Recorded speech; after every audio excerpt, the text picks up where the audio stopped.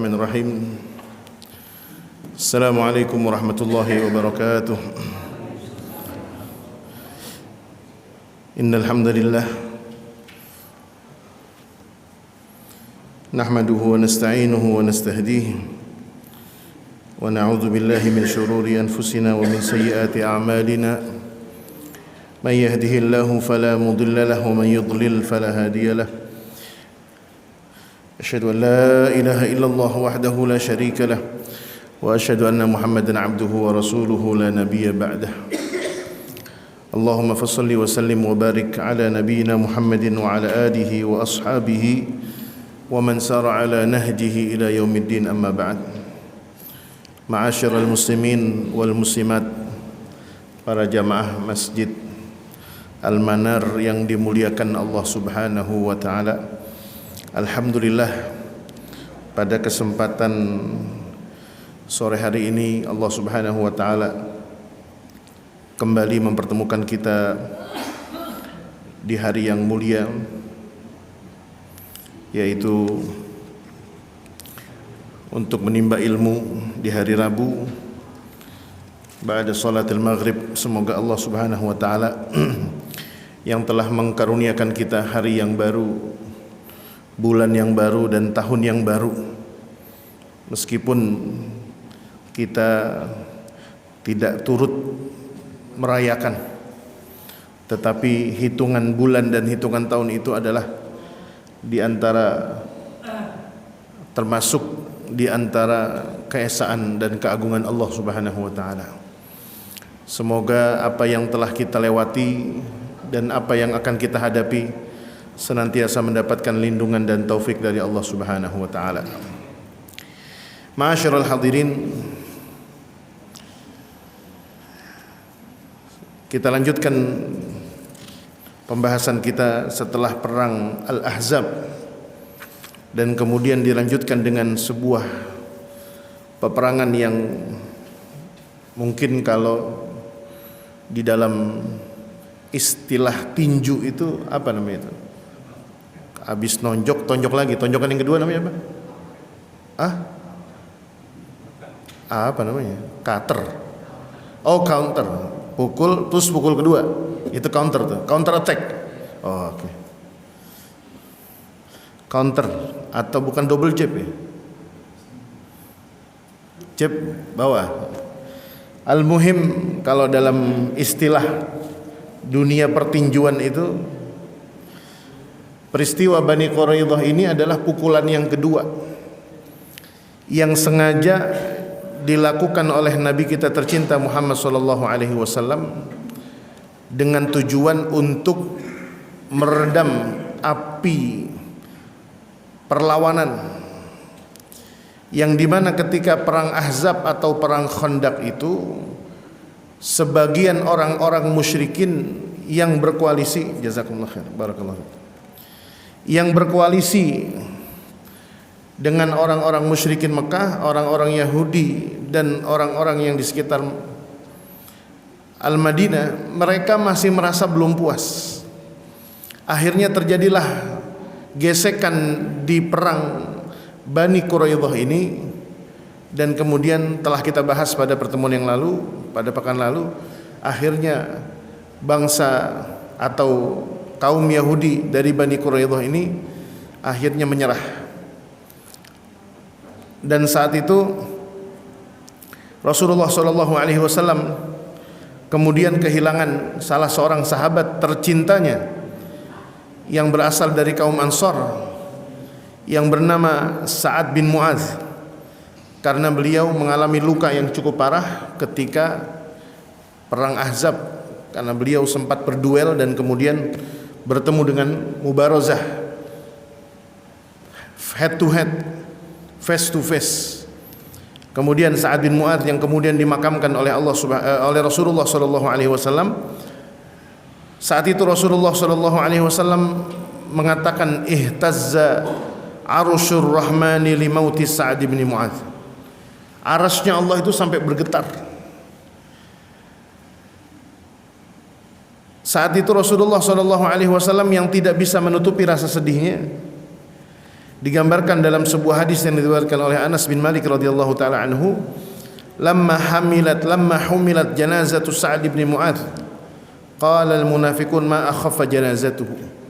Ketika Sa'ad bin Mu'adz itu digotong jenazahnya menuju ke pemakaman, orang-orang munafik ini ada yang komentar. Mereka mengatakan enteng banget jenazahnya. Faqala Rasulullah sallallahu alaihi wasallam, kemudian Rasulullah mengatakan, sebab kenapa, apa penyebab entengnya jenazah seorang siapa? Sa'ad bin Mu'adz, disebabkan karena innal malaikata kanat tahmiluhu, karena sesungguhnya yang menggotong jenazahnya Sa'ad bin Mu'adz itu adalah para malaikat. Jadi manusia pas ngotong kok enteng banget ya. Dan ini sebagaimana yang disebutkan oleh para ulama, di antaranya Al-Imam As-Suyuti rahimahullah, ketika berbicara tentang kematian, beliau mengatakan bahwasanya di antara cita-cita tertinggi seorang muslim adalah mati dalam kondisi husnul khatimah. Dan saya kira semua kita punya cita-cita itu. Karena soal panjang dan pendeknya usia ini bukan di tangan kita. Kita barangkali tidak bisa memperjuangkan soal panjang dan pendeknya usia kita. Tetapi yang bisa kita perpanjang, yang bisa kita perjuangkan ini adalah bagaimana caranya agar kita meninggal dalam kondisi husnul khatimah. Para ulama mengatakan di antara cara untuk memperjuangkan diri agar menggapai husnul khatimah adalah dengan memperbaiki diri kita di saat kesendirian. Islahun nafsi bisarair. Hendaknya ketakwaan kita di hadapan Allah itu sama ketika kita bersama orang lain maupun sendiri. Kalau lagi sendiri, sholatnya sama ketika kita lagi bersama orang lain. Di dalam kamar kita pun sama, apa yang kita lihat di hadapan orang lain. Jangan di depan ustadz kita kagak nonton dangdut koplo, tapi kalau di rumah jangankan nonton, joget koplo juga diladenin. Ini yang berat. Alimul ghaibi wasyahadah, Allah yang mengerti dan mengetahui kondisi kita. Di antara kita itu ada yang lemah. Di saat sendiri barangkali imannya itu lebih ringkih daripada kerupuk yang kesiram air, langsung lembem. Na'udzubillah min dzalik. Dan begitu juga husnul khatimah. Di antara tanda-tanda husnul khatimah, Al-Imam As-Suyuti sedikit kita bahas nih. Ada tanda yang khusus, ada tanda yang umum. Ada yang khas, ada yang umum. Tanda yang umum itu setidaknya orang ini tidak mati dalam kondisi yang terhina. Istirahat, tidur, sakit, kecelakaan pun bisa jadi tanda-tanda husnul khatimah. Tenggelam itu salah satu tanda husnul khatimah. Tetapi ada ciri-ciri husnul khatimah yang khas, yang Allah muliakan sebagian hambanya itu dengan cara menutup usianya dengan kondisi yang sangat mulia.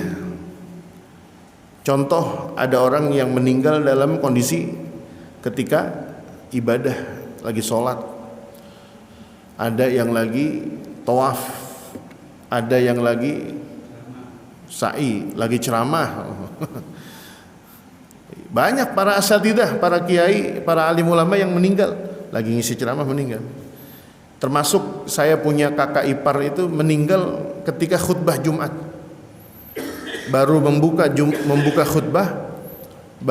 khutbah Jumat, usikum wa nafsi bittaqwallah faqad fazal muttaqun, kemudian beliau jatuh ke arah kanan.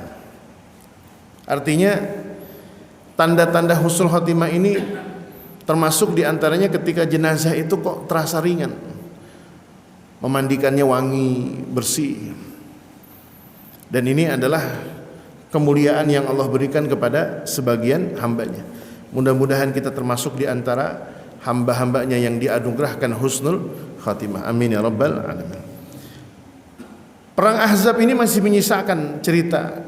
Bani Quraidah kemudian tunduk.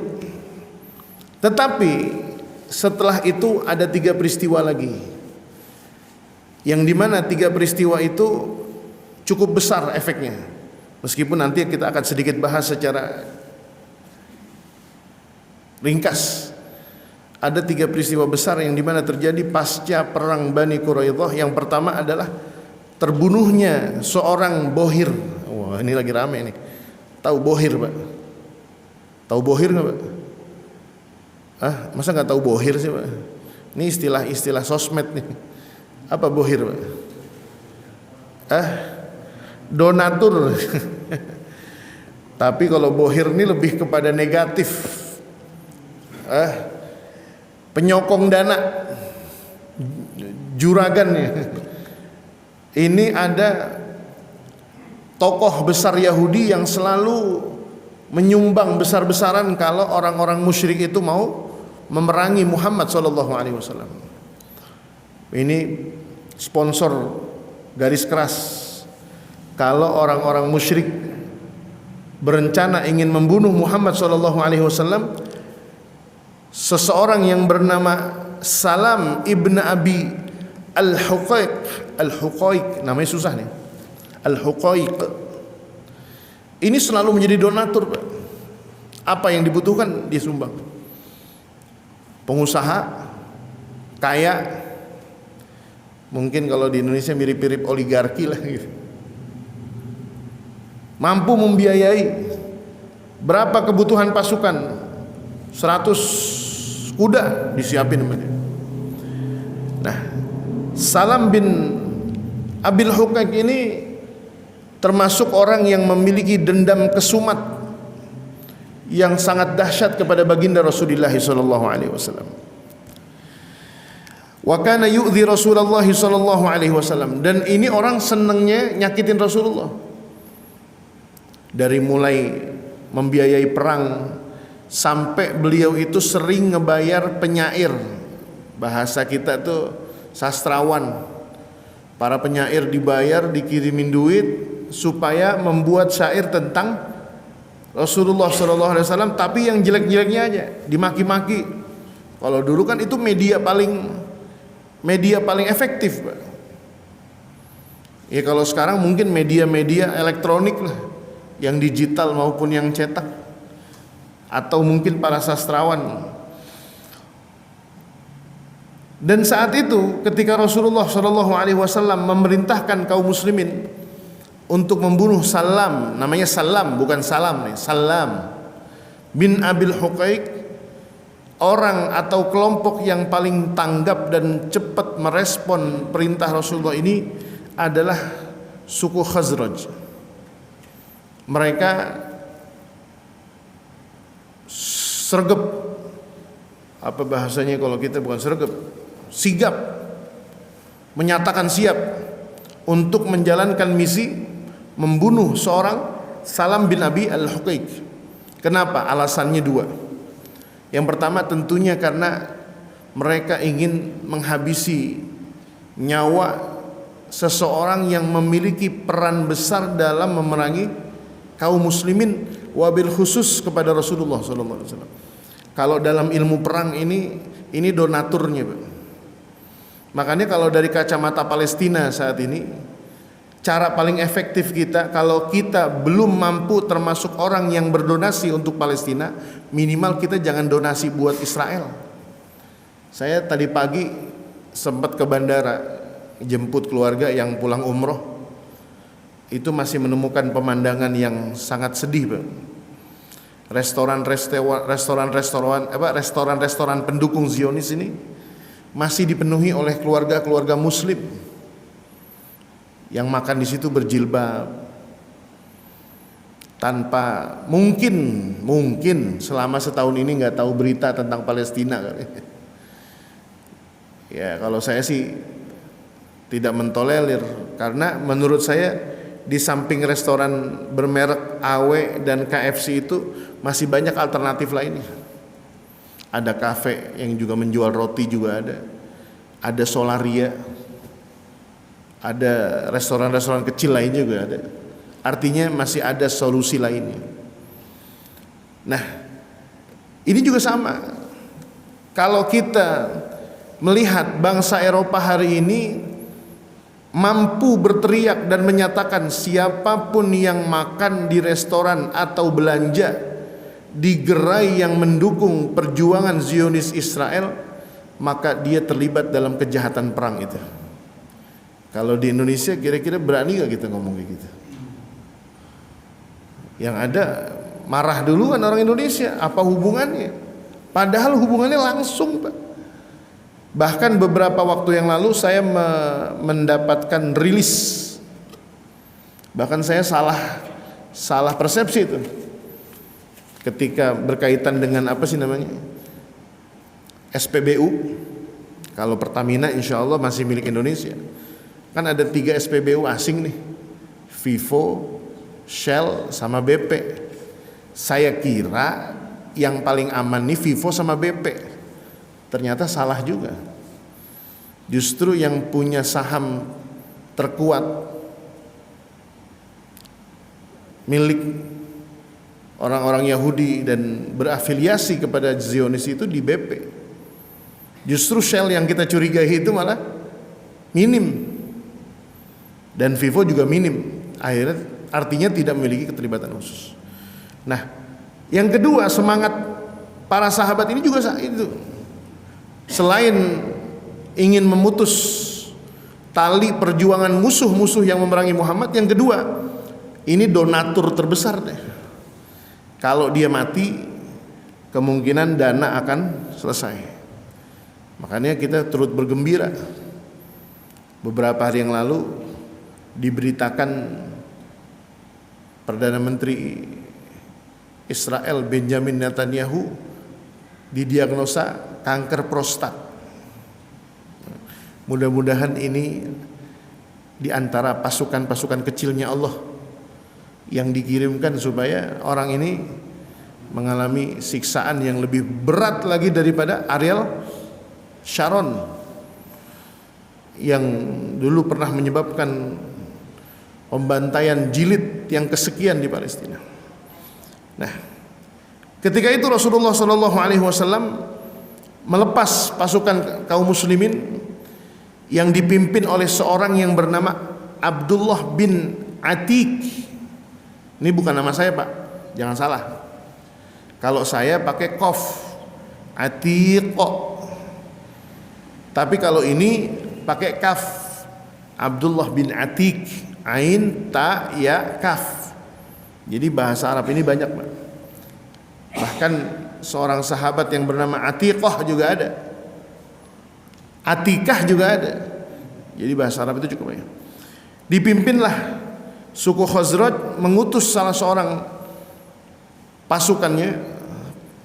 Ini yang berjumlah dalam riwayat dikatakan terjadi perbedaan pendapat di kalangan ulama, termasuk di antaranya Imam Al-Bukhari menyebutkan, dan kemudian Imam Ibnu Ishaq menyebutkan dalam kisah lainnya, itu menyebutkan ada sekitar 10 orang. Karena ini misinya bukan misi berperang, tapi misi membunuh. Ketika mereka 10 orang ini, dalam riwayat ada yang mengatakan 20, ada yang mengatakan 30. Ini ta'addudur riwayat, berarti memang perawinya tidak kuat, tetapi peristiwanya kuat. Sampai di satu tempat yang waktu itu tidak jauh dari kota Madinah. Jadi Salam bin Al-Haqiq ini orang kaya, Pak. Saking kayanya itu punya gerbang sendiri kampung.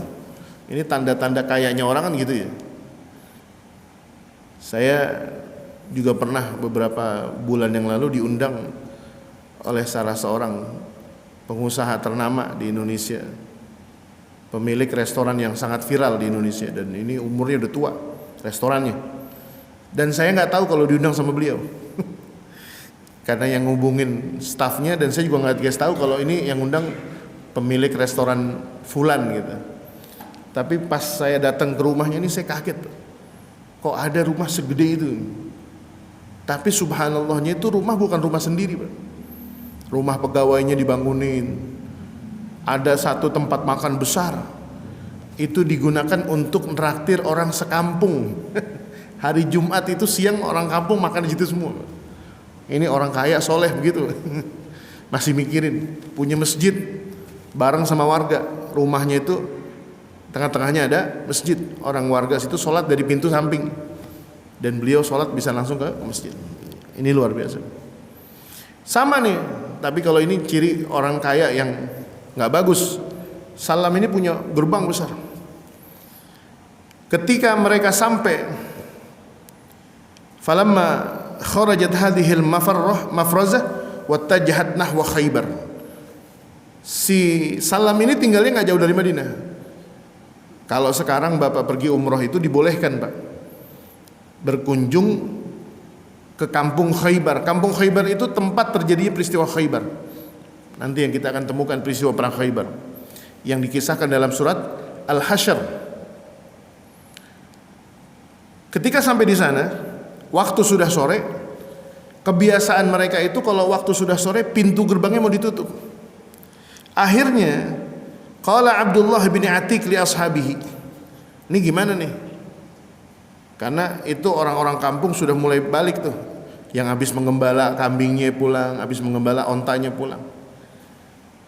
Berarti kita akan ngetara nih, karena sebentar lagi akan tutup. Akhirnya pimpinan pasukan yang bernama Abdullah bin Atiq ini mengatakan kepada sahabatnya, ijlisu makanakum. Udah kalian duduk aja di sini.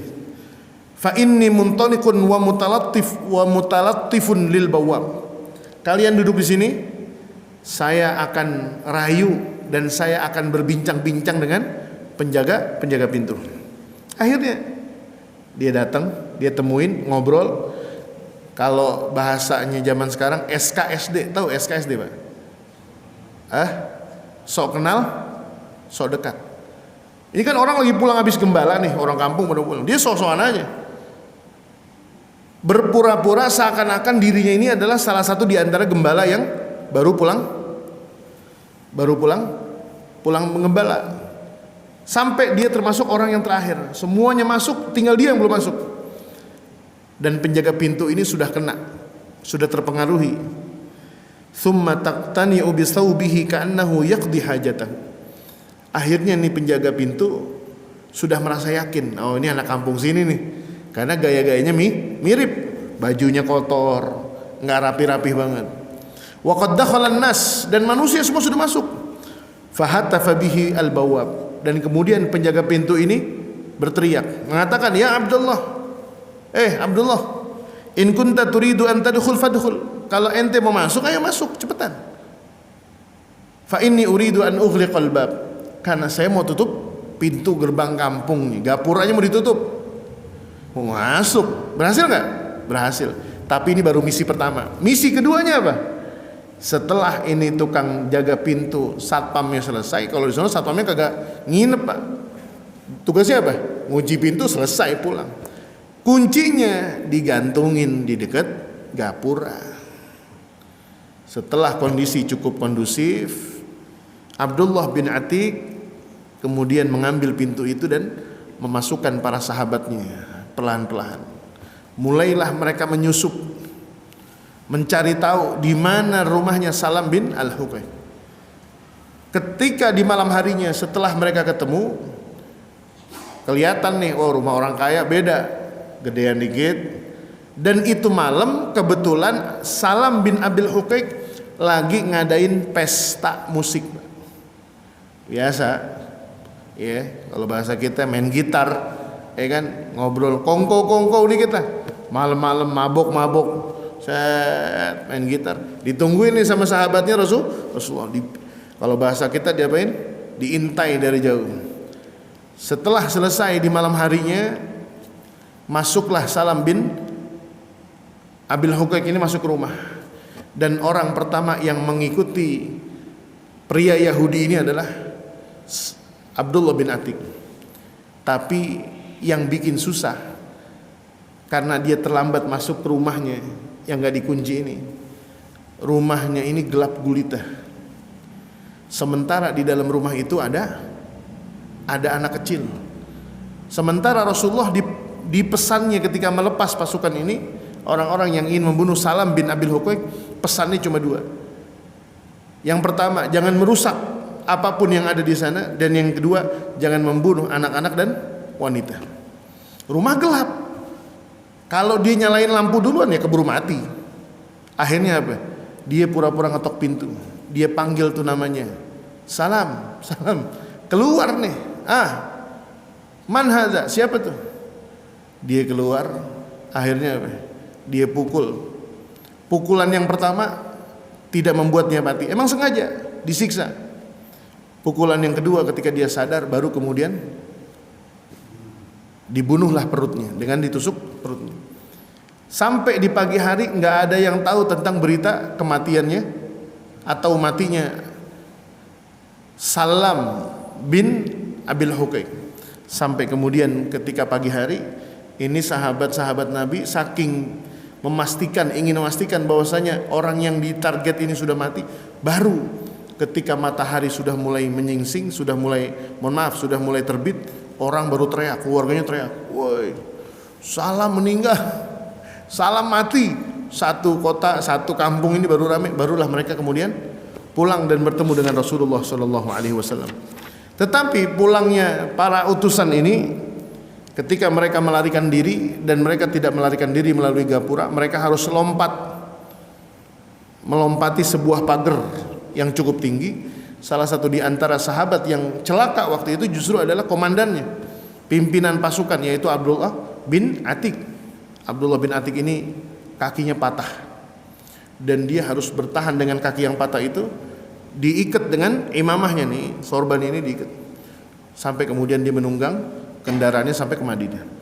Sampailah mereka bertemu dengan Rasulullah sallallahu alaihi wasallam, kemudian berbicara dan melaporkan bagaimana peristiwa yang sudah mereka alami.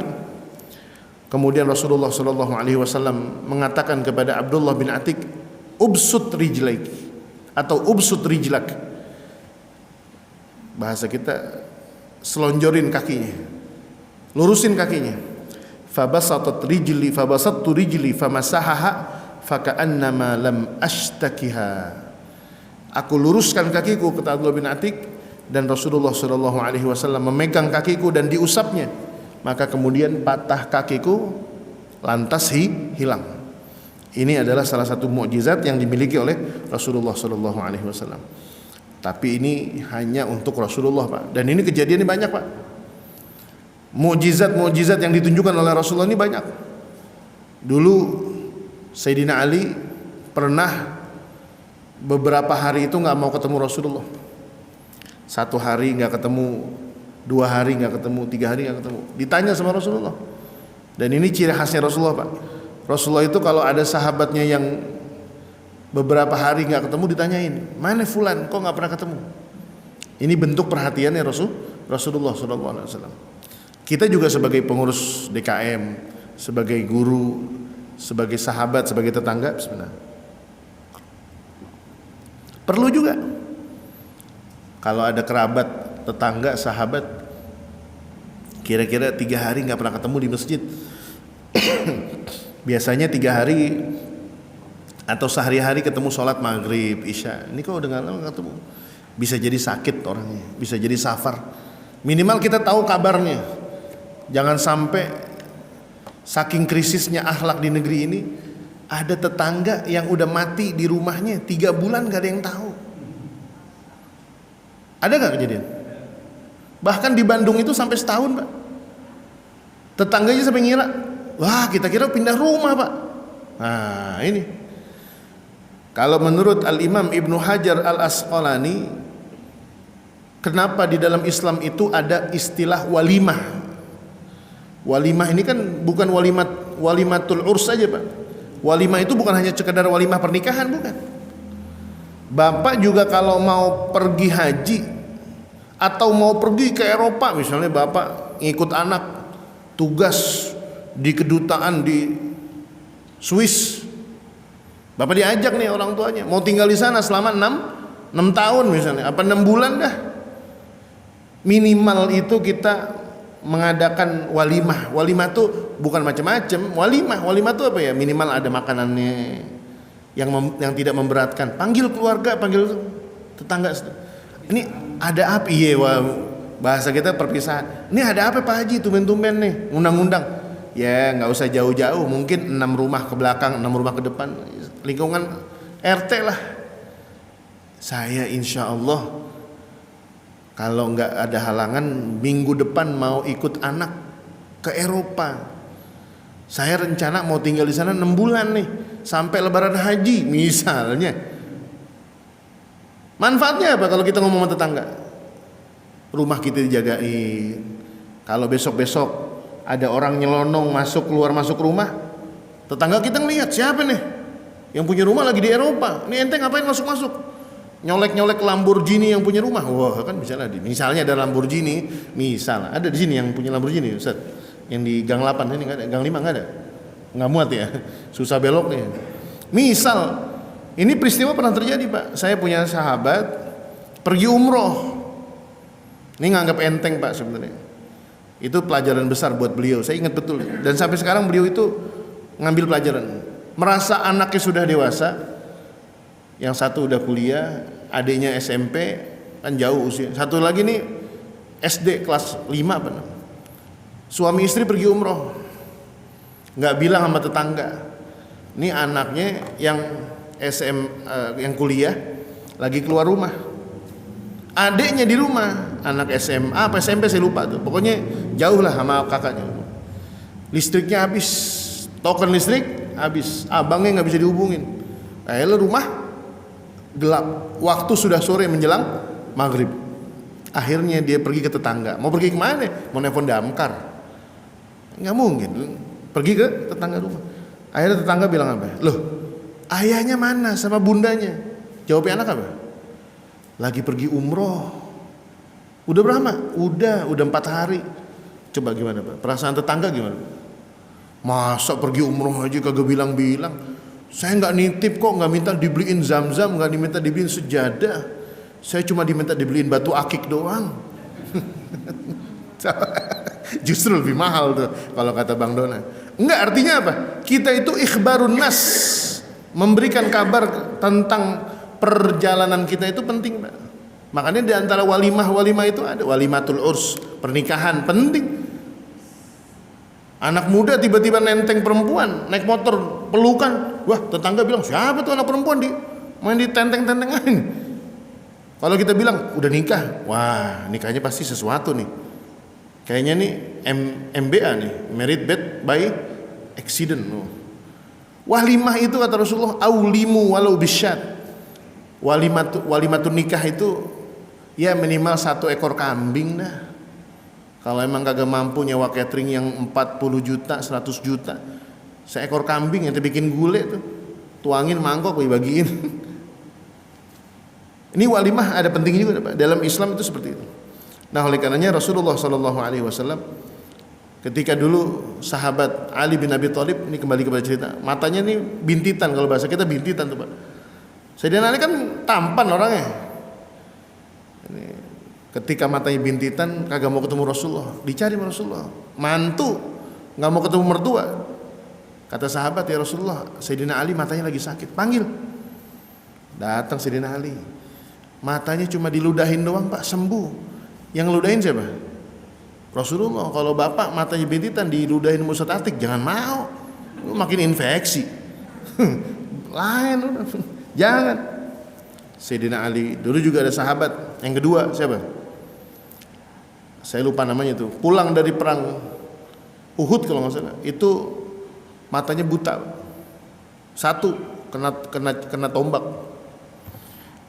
Tapi karena dia merasa dirinya ini cacat, pulang perang matanya hilang 1. Orangnya tampan, ganteng Pak, istrinya 3. Kata dia nih, kalau saya pulang ke rumah nih istri saya kaget punya suami mendadak jelek, tadinya ganteng. Akhirnya orang-orang pulang ke rumah, dia kagak mau masuk Madinah. Di gerbang Madinah Pak, diem aja sampai malam. Kata sahabat, cerita ke Rasulullah, wahai Rasulullah, itu fulan masih di luar gerbang Madinah. Kenapa? Matanya tadi kena tombak, akhirnya rusak matanya. Dia nggak mau pulang. Kenapa? Karena dia takut istri-istrinya pada kabur, karena dia ganteng. Panggil, kata Rasulullah, panggil. Diusap, Pak, matanya jadi lagi. Ini mukjizatnya Rasulullah SAW. Kemudian kisah yang kedua, tadi kisah yang pertama itu terjadi pada bulan Zulqa'dah atau Zulhijjah di penghujung tahun kelima. Perang yang kedua atau peristiwa yang kedua adalah sebuah misi yang dilakukan oleh Muhammad bin Maslamah. Muhammad bin Maslamah ini yang pernah membunuh Ka'ab bin Al-Ashraf. Kalau pernah dengar cerita itu, kita pernah bahas itu. Muhammad bin Maslamah ini pernah membunuh Ka'ab bin Al-Ashraf. Ka'ab bin Al-Ashraf juga sama, pembesarnya Yahudi. Tetapi kali ini Muhammad bin Maslamah diutus untuk mengejar Musailamah Al-Kadzdzab, seorang yang mengaku nabi. Dan waktu itu seorang laki-laki yang bernama Sumamah bin Utsal Al-Hanafi yang berasal dari Najd. Najd itu berada di kota Riyadh, ibu kota Riyadh hari ini, ibu kota Arab Saudi. Saya pernah ke kampungnya ini orang, kampungnya Musailamah Al-Kadzdzab. Dan ini Wadi Hanifah, lembah yang bernama Wadi Hanifah ini, Bani Hanifah. Waktu itu dia sedang di perjalanan berpapasan ya Pak. Berpapasan. Waktu itu diperintahkan oleh Musailamah untuk membunuh Muhammad SAW. Akhirnya karena bahasa Jawanya apa? Dicekel. Ketangkep juga nih. Sial nih dia. Akhirnya dibawa ke hadapan Rasulullah SAW dan kemudian diikat di salah satu tiang di Masjid Nabawi. Diinterogasi sama Rasulullah. Ditawarin masuk Islam, nggak mau. Yang kedua kali nggak mau juga. Sampai yang ketiga, faradda alaihi kama radda alaihi awalan. Thumma marra marratan thalithatan faqala ba'da ma dara bainahuma al-kalam as-sabiq. Setelah Rasulullah melihat, akhirnya Sumamah ini mengatakan, in tuqtal zadamin wa in tan'im wa in tun'am ala syakirin wa in kunta turidul mal fasal nu'ti minhu ma syi'ta. Artinya apa? Dia akhirnya menurunkan, ya udah dah, saya kagak jadi ngebunuh ente. Akhirnya dibebaskanlah siapa? Sumamah dibebasin. Tetapi apa yang terjadi reaksinya? Ketika Rasulullah dengan begitu tenang, udah bebasin orang, pulangin aja. Ternyata Sumamah punya reaksi lain. Apa yang dilakukan? Ternyata Sumamah kemudian mengucapkan 2 kalimat syahadat. Ternyata tindakan dia yang tadi itu cuma ngetes. Ini Muhammad kok kagak emosi-emosi nih. Saya pancing-pancing, dia berharap kalau dia digebugin, apa ya, dimaki-maki. Enggak. Akhirnya apa? Ternyata Sumamah akhirnya masuk Islam. Dan waktu itu dia minta agar diberikan atau diizinkan untuk pergi berangkat menuju ke Ka'bah. Dia waktu itu melakukan tawaf, ibadah, umrah. Sampai di sana itu orang-orang musyrikin kaget, karena ini Wadi Hanifah jauh Pak, di Bogor Riyadh. Kok ngelihat ini ada orang dari Najd masuk Islam.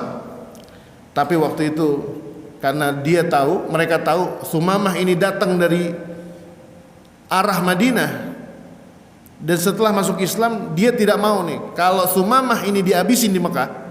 Yang marah bukan Muhammad, tetapi yang marah adalah sukunya yang berada di Wadi Hanifah. Karena apa? Sukunya belum tahu kabar tentang masuk Islamnya Sumamah. Untuk menghindari salah paham ini, akhirnya Sumamah bebas tuh, tawaf, sa'i, bebas. Dan inilah yang menyelamatkan Sumamah dari peristiwa tersebut. Azan ya? 1 menit lagi. Oh, 7 menit lagi. Kemudian yang terakhir, peristiwa yang ketiga adalah Ghazwah Bani Lahyan. Bani Lahyan ini adalah sebuah tempat yang ada di daerah, saya tuh ingat dulu namanya, nggak jauh dari Mekah. Orang nyebutnya itu ada satu daerah, Allahumma sholli ala Muhammad. Saya lupa, di sini nggak disebutkan nih. Saya pernah baca di beberapa literasi, di beberapa referensi menyebutkan Ada satu daerah, pokoknya tidak jauh dari Mekah. Makanya sekarang itu ada marga kalau di Saudi itu Al-Lihyani. Mungkin Ustaz Azhari sering nemuin tuh orang Al-Lihyani. Karena ini orang-orang yang waktu itu Rasulullah SAW perintahkan kepada para sahabat, jumlahnya gak sedikit, 200. Karena diindikasikan bahwasanya sahabat-sahabat Rasulullah SAW mendapatkan informasi bahwasanya dari Bani Lihyan ini sering mengirimkan, kalau bahasa kita, akomodasi, logistik, peperangan, dan bahkan menjadi tempat transit yang dilakukan oleh orang-orang kafir Quraisy sebelum mereka menuju kepada Madinah, menuju ke Madinah. Dan ini kemudian Rasulullah SAW setelah peristiwa perangnya Bani Lihyan, Rasulullah SAW melakukan 6, atau dalam riwayat kalau menurut Imam Al-Mubarakfuri disebutkan 8. Ada 6 atau menurut Mubarakfuri ada 8. Ini utusan-utusan kecil yang meredam api-api permusuhan, api-api perlawanan yang ada di sekitar kota Madinah, bahkan sampai perbatasan kota Mekah. Yang pertama adalah Sariyah Abu Ubaidah Al-Jarrah, dan kemudian Sariyah Zaid bin Harithah yang mendatangi daerah Jamum. Jamum ini perbatasan antara Mekah. Jadi Mekah udah pinggiran menuju ke Madinah. Kemudian ada lagi Sariyah Zaid bin Harithah yang kedua, bersama sekitar 170 orang. Yang dikirim sedikit Pak, kecil-kecil. Ada yang 100, ada yang 70, ada yang cuma 30 orang. Tujuannya apa? Supaya mereka mendatangi kabilah-kabilah kecil ini, memperingatkan bahwasanya tidak ada lagi celah bagi mereka untuk melakukan sebuah perlawanan kepada Muhammad SAW di kota Al-Madinah. Insya Allah ke depannya, di minggu yang akan datang, akan ada sebuah peperangan yang terjadi di bulan Sya'ban, di mana Rasulullah SAW memerangi sebuah kabilah yang bernama Bani Mustalik. Bani Mustalik atau ghazwah yang disebut dengan perang Al-Muraisi'. Ini ada dua istilah, tetapi digunakan kedua-duanya oleh para ulama. Dan lagi-lagi pada perang tersebut nanti orang-orang munafik kita akan temukan mereka punya peranan dalam peperangan yang dilakukan oleh orang-orang munafik dan orang-orang musyrikin terhadap Rasulullah SAW, dan terjadi di bulan Sya'ban pada tahun kelima atau keenam bulan Hijriyah setelah hijrahnya Rasulullah SAW ke kota Madinah. Insyaallah kita akan bahas di pertemuan yang akan datang. Kalau nggak salah Rabu besok itu Rabu kedua ya. Saya mungkin seperti biasa nggak bisa hadir. Bukan saya punya agenda di tempat lain sebenarnya, tapi saya sudah sampaikan saya ada acara rutin di Cinangka, Depok. Acaranya ba'da Isya. Kalau saya maghrib di sini, nyampe di Cinangka jam 10 malam, kemalaman. Jadi saya mau nggak mau minta izin kepada Ustaz Azhari dan ke bagian peribadatan dan dakwah, supaya saya nggak terlalu capek, juga khawatir kalau saya kesini maksain. Sebenarnya sih nyampe-nyampe aja, tapi takutnya kelelahan dan cuaca serta situasi di jalan juga tidak bisa ditebak. Lebih menjaga maslahat, mudah-mudahan kita ketemu di pekan ketiga insyaallah. Barangkali itu saja yang dapat kita bahas. Insyaallah pada pertemuan yang akan datang kita akan bahas perang Bani Mustalik. Itu saja, wallahul muwafiq wal hadi ila sawa'is sabil. Allahumma anfa'na bima 'allamtana wa 'allimna ma yanfa'una wa zidna ilman birahmatika ya arhamar rahimin. Wa sallallahu ala sayyidina Muhammadin wa ala alihi wa sahbihi wasallim. Walhamdulillahi rabbil alamin. Kurang lebihnya mohon maaf. Assalamualaikum warahmatullahi wabarakatuh.